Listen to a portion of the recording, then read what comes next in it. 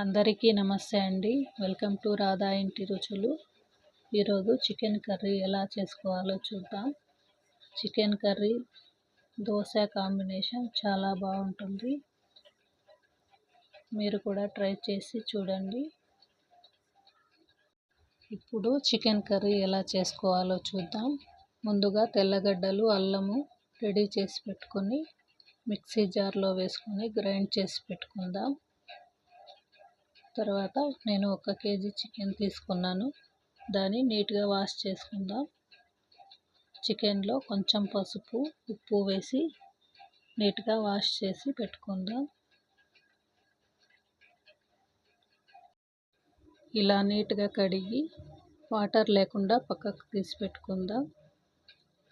ఇప్పుడు స్టవ్ పైన కుక్కర్ పెట్టుకొని ఆయిల్ వేసుకుందాం. ఆయిల్ వేడెక్కిన తర్వాత సాసులు వేసుకుందాం. ఇప్పుడు కట్ చేసి పెట్టుకున్న ఆనియన్స్, కరివేపాకు వేసి ఫ్రై చేసుకోవాలి.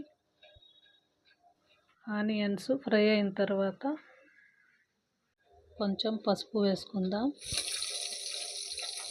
ఇప్పుడు గ్రైండ్ చేసి పెట్టుకున్న అల్లం వెల్లుల్లి పేస్ట్ వేసుకుందాం.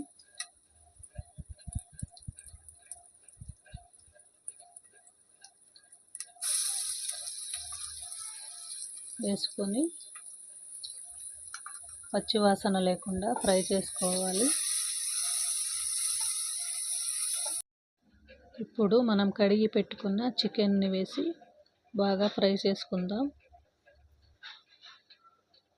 చికెన్లో ఉండే వాటర్ అంతా బయటికి వచ్చే వరకు బాగా ఫ్రై చేసుకోవాలి.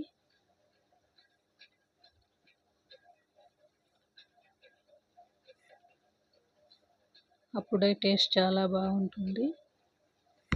ఇప్పుడు కొంచెం ఉప్పు వేసుకుందాం.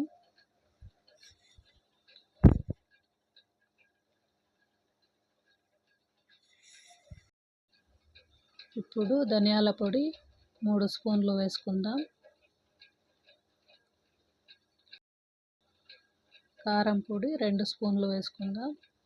ఇలా వేసుకొని బాగా ఫ్రై చేసుకోవాలి.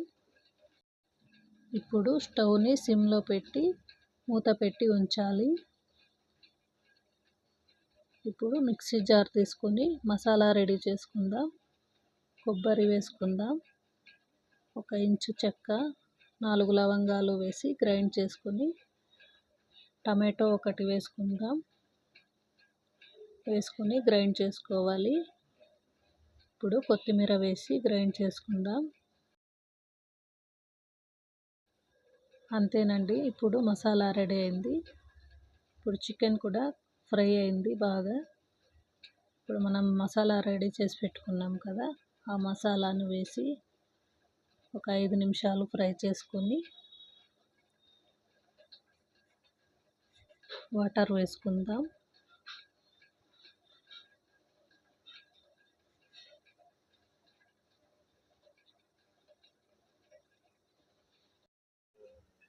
మనం మసాలా గ్రైండ్ చేసుకున్న జార్లోకి వాటర్ వేసుకోవాలి. చూడండి, మీకు ఎంత చిక్కగా కావాలంటే అన్ని నీళ్ళు వేసుకోండి.